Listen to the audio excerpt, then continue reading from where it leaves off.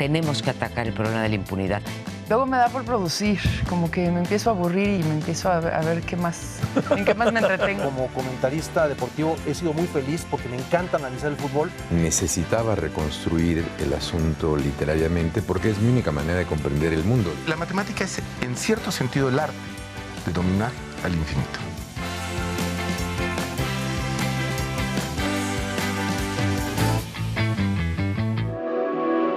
El gobierno de la Cuarta Transformación concibe al desarrollo agrario como una construcción social participativa y por ello como un proceso permanente e incluyente de todos los actores sociales.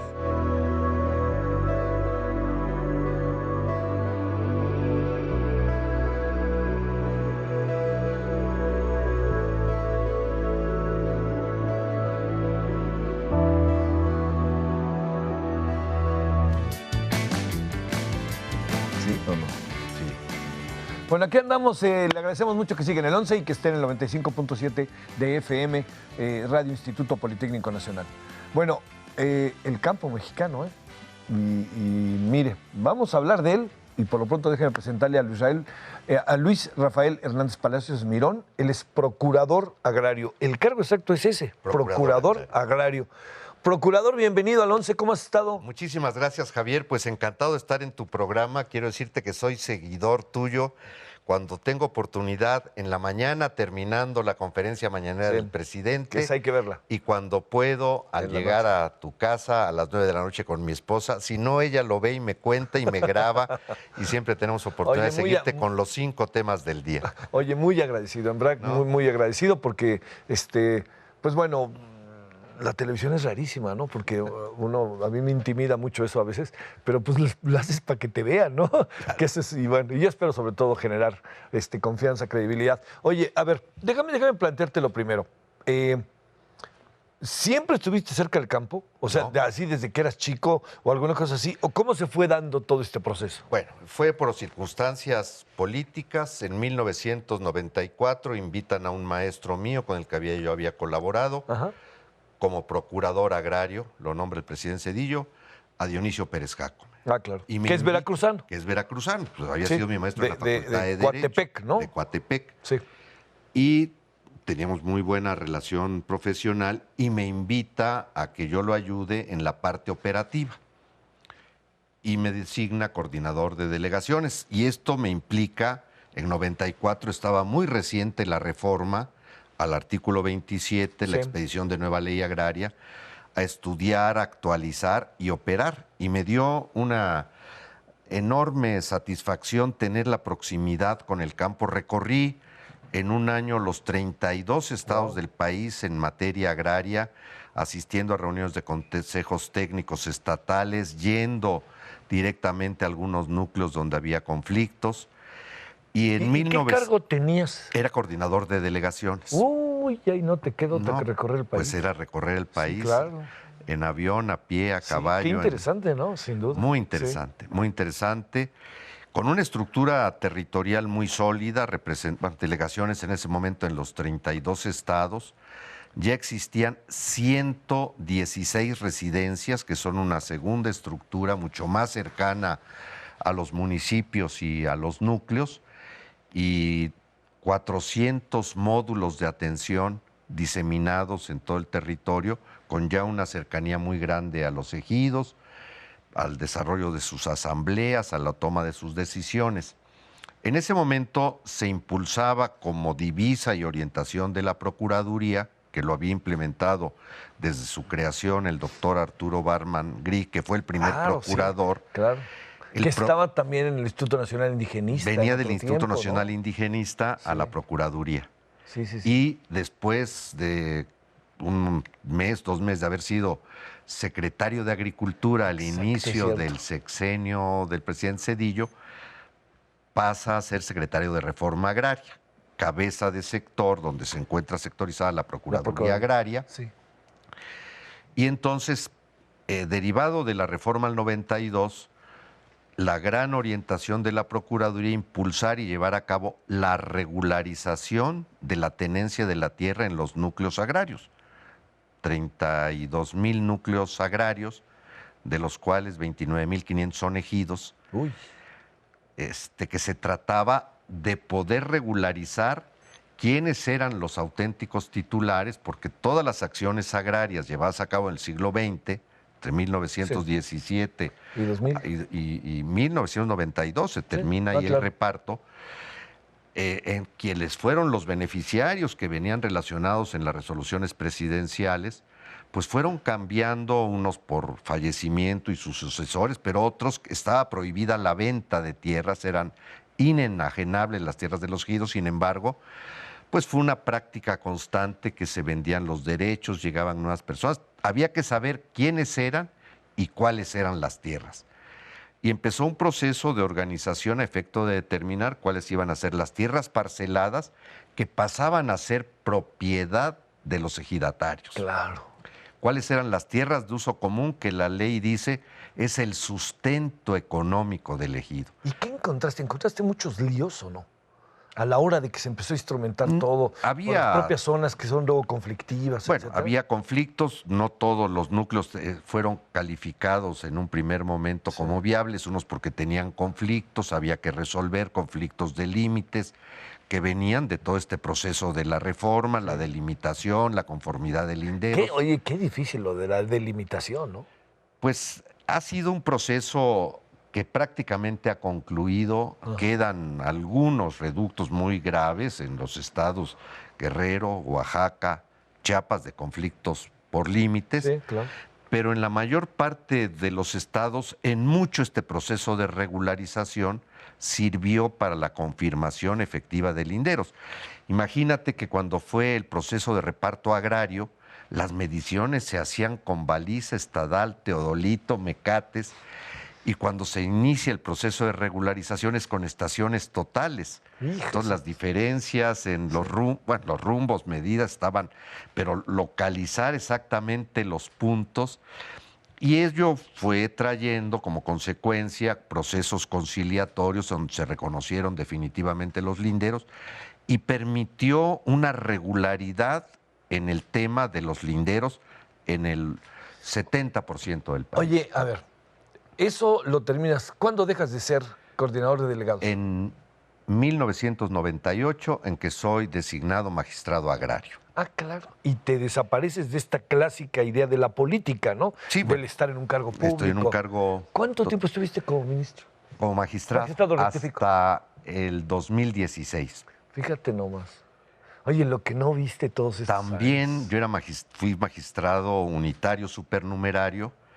Me tocó actuar en 32 de los 56 tribunales agrarios y visitar, porque mi función era visitador, pasarle revista cómo estaba el tribunal, recibir en audiencia a los núcleos agrarios y a los sujetos agrarios, y eso redobló... Oye, y luego decidir. Decidir. Eso es lo difícil, ¿no? Sí. Y esto me consolidó en una vocación social de gran arraigo y reconociendo la voluntad tan profunda de nuestra gente del campo en relación a la tierra. Es que fíjate, en sentido estricto llevas 40 años en esto. Siendo que estudiaste Derecho. ¿Para qué estudiaste Derecho? ¿Qué querías hacer?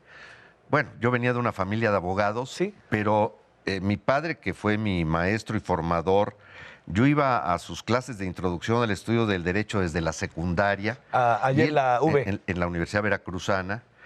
Y los valores y principios de mi padre y una profunda vocación social que él tenía. Mi abuelo fue coronel zapatista en la Mixteca oaxaqueña, que es un tema que pocos conocen, el zapatismo de la Mixteca. La verdad. Lo ha rescatado Francisco López Bárcenas en un texto. Fue un sector... Bueno, y de ello venía una vocación social de mi padre. Para él el derecho era el ejercicio y aplicación de la ley en beneficio de la justicia. Y esa fue mi vocación y mi orientación en mi formación inicial de abogado. Sin embargo, los límites de la aplicación del derecho me hicieron ver que se requería tener una visión más amplia y por eso decidí estudiar sociología como posgrado. ¿En dónde fue eso? En Chile. Y bueno, eso mis estudios en Chile me permitieron conocer a dirigentes políticos, Qué interesante sociales. eso. ¿Y qué hiciste allá? Y fui, tengo a partir de grandes amigos mexicanos la posibilidad de conocer al que era en ese momento uno de los grandes maestros del latinoamericanismo, Rui Mauro Marini. Ah, claro. Yo soy su adjunto y su alumno en el posgrado que se inaugura Oye, qué cosa. en el Centro de Estudios Socioeconómicos de la Escuela de Economía de la Universidad de Chile. Oye, eso es una parte bonita de tu currículum, la verdad. Y muy con, buena. con Marini colaboré también 20 años, Sí. muy cercano. A ver, ¿qué es lo que pasa de este 2016? Porque es muy fácil de repente decir, bueno, yo llevo ya mucho tiempo como magistrado y pues no tanto que no te veo en la hamaca, pero diciendo un poco, bueno, pues me tomaré tiempo y de repente son 2 años muy convulsionados, 2016 a 2018. Así es. Es una elección muy contundente, pero al mismo tiempo muy intensa, ¿no? Muy, Claro. ¿Y cómo cómo entras en todo este proceso? Mira, desde la elección de 2012, ¿Sí? trabajo con el equipo de la campaña de Andrés Manuel, Mira, con un equipo de construcción del programa para el campo claro. y la propuesta de modificación de la Secretaría de Reforma Agraria en Secretaría de Desarrollo Agrario y Bienestar. Imagínate, Algo con quedó. alguien que trabajamos es María Luisa Albores, que es claro. quien coordinaba Sí. La- el equipo, con Luciano Concheiro, maestro de la... Ahora subsecretario. Hoy subsecretario, y con ellos empezamos Maestro a de la trabajar. UAM, bueno, maestro egresado de la de la UAM, UAM, sí, claro, Xochimilco, sí, sí. coordinador del posgrado. Y en el 16 me llaman nuevamente para empezar a retomar con mayor profundidad y amplitud una visión como eje transversal de transformación del país, en donde la parte ambiental como eje articulador va teniendo diversos espacios y nos concentramos en el ámbito de la visión de transformación del campo. ¿Y qué es lo que dice hoy Andrés Manuel? El campo no es solamente agricultura y desarrollo forestal. El campo es un gran espacio donde existe la tierra, el agua superficial, la selva, el bosque, la biodiversidad, el conocimiento, las condiciones genéticas, los lugares de contemplación, los lugares sagrados. Y si pensamos que este territorio es propiedad de núcleos agrarios, que dice la Constitución y la ley agraria, son propietarios de ese territorio, lo que tenemos que hacer es llevarlos a su pleno aprovechamiento, porque ha estado desvinculado el aprovechamiento del bosque, el aprovechamiento de la selva en un sentido sustentable, el aprovechamiento de la biodiversidad, de la riqueza genética, y además que en todo esto, a pesar de que se hizo invisible al sector agrario durante 30 años, Sí, sí. ha conservado una gran fuerza espiritual y moral con el apego a ese territorio. ¿Cuándo te enteras que vas a ser procurador? En julio, al mes de la elección, Es que es un cargo importante. Es- Para el perfil presidencial es un cargo importante. pues tuve ese compromiso Sí. y pues la experiencia y el trabajo y la cercanía. Bueno, ahí traías esto. ¿Sabes que el trabajo de magistrado te debe haber dejado una experiencia Así es, invaluable? así ¿no? es. ¿Qué encontraste cuando entraste a esa oficina en donde tú ya la conocías, Ya la conocía. pero ahora eres Bueno. la cabeza? Mira, nosotros tuvimos una gran oportunidad con la designación como propuesta que me hace el presidente y iniciamos la transición nosotros en el mes de agosto. Luego. O sea, yo llego con la cabeza de sector, Román Meyer, ya secretario designado de Desarrollo Agrario, Territorial y Urbano, a la Procuraduría Agraria para iniciar a recibir la información. Me dan una oficina, yo llego con un equipo ya importante de compañeros que me han acompañado desde antes, desde el 17, y que vienen conmigo trabajando. Y entonces empezamos a recibir la información y ver lo que está ocurriendo adentro. Una desarticulación institucional grave, una pérdida del sentido y la orientación del quehacer, pero que no es sino la culminación de un proceso. Cuando hablamos de neoliberalismo no es un calificativo, es una descripción en donde se perdieron los sentidos social de la gestión del Estado y que en el ámbito agrario tiene una profunda consecuencia. Se promueve que sea la inversión extranjera y la compra de tierras la alternativa para los núcleos, en lugar de establecer las formas asociativas que le permitieran aprovechar las oportunidades en beneficio de los integrantes de los núcleos y darle a esto además un sentido de participación nacional. Entonces, al encontrar, lo de menos es los problemas burocráticos de este paquidermo reumático y con Alzheimer que nos encontramos en la Procuraduría Agraria. Pero tuvimos oportunidad de tener el diagnóstico del quehacer institucional, las propuestas y muy rápido empezar a trabajar. Sí. Así que el sentido de reorientación que pretendemos lo estamos haciendo, pero con un sentido de Estado. Estamos trabajando con 7 dependencias del gobierno federal, con Bienestar, con Sembrando Vidas.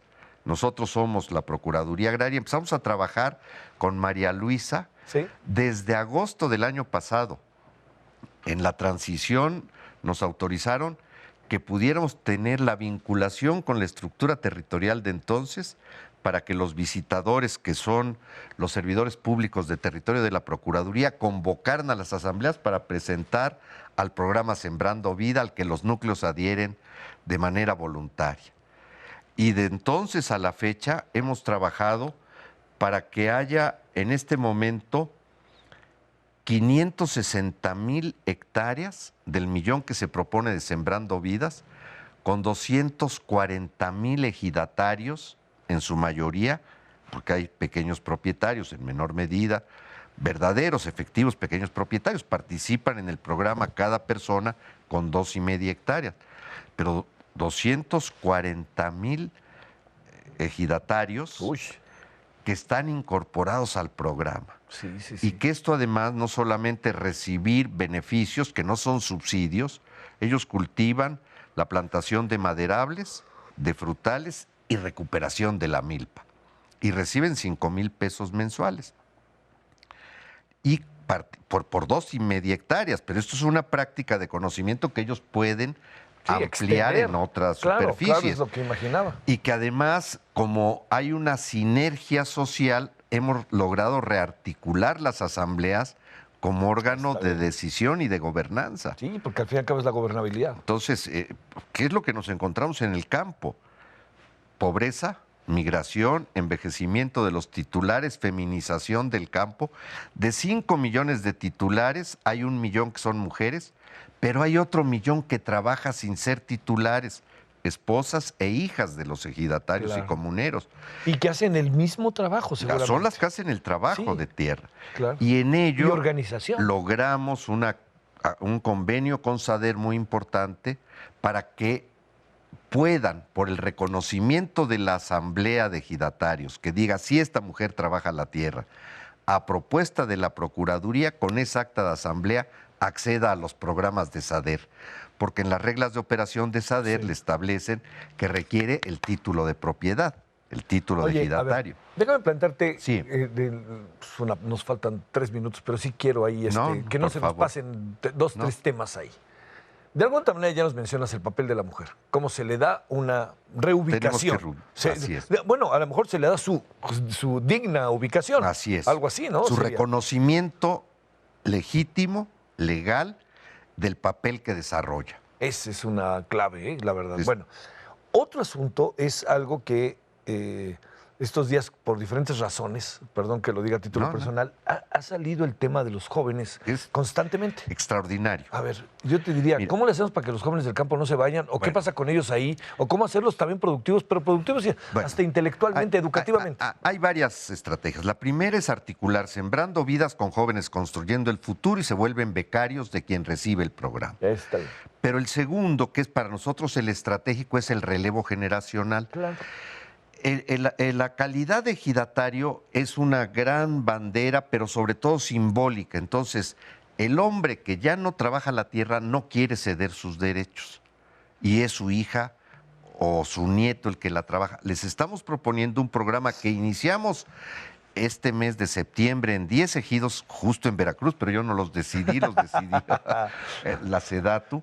Te llamó la tierra. Donde fue en el sur de Veracruz, estamos proponiendo que el titular ceda el derecho a un familiar joven y que en la cesión exista una cláusula de rescisión por ingratitud. A ver. Quien recibe la tierra, el título, se compromete a apoyar en los alimentos como figura jurídica, es decir, la manutención de los adultos mayores, su familia, sus abuelos o sus padres, que le cede. Que si no cumple, se revoca y regresa el título. Mira. Y esto además permite... Esa es una figura nueva, ¿no? Totalmente.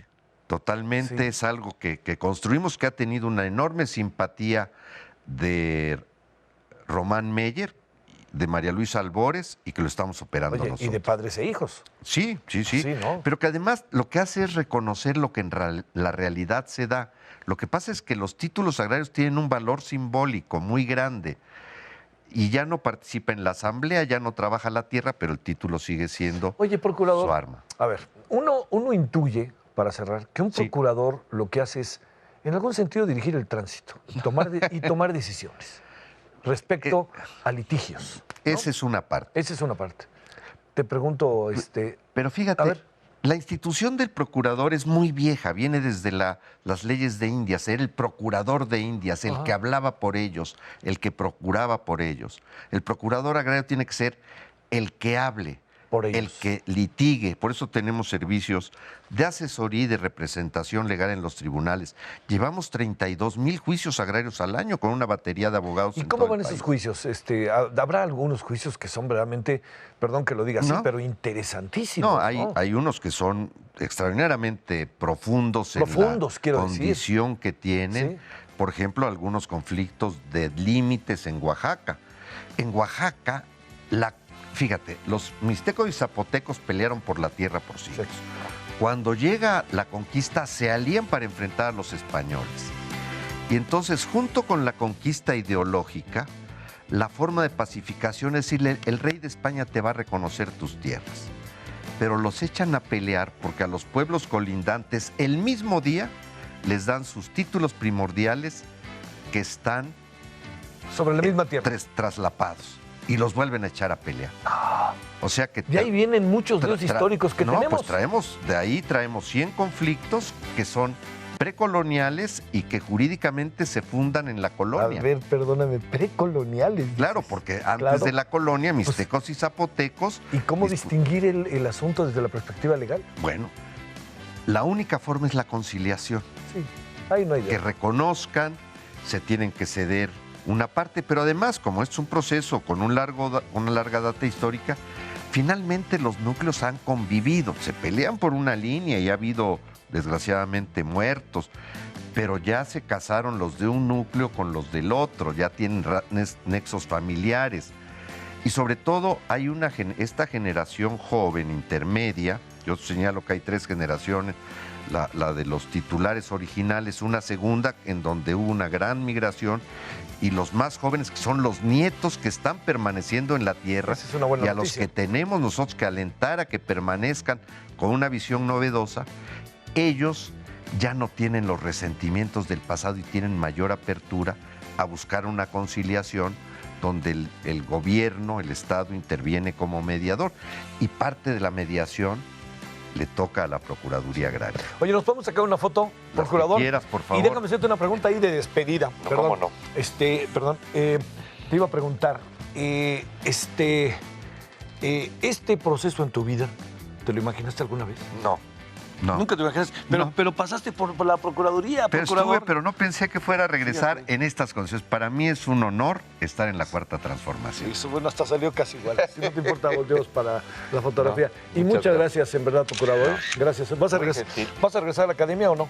No sé. Por lo menos espero poder estos No, 6 años. estos 6 años no moverte. Está. Bueno, oye, pero es que haber sido magistrado. Pero- Lo que no has de haber visto como magistrado. Pero todo lo que pueda contribuir en la academia, no he dejado de tener un pie ahí. sí, puesto. sí, bueno. Muchas gracias de nuevo. No. Muchas gracias. Gracias. Oye. Pásenla bien, hasta la próxima, adiós. Mil Muchas gracias. gracias.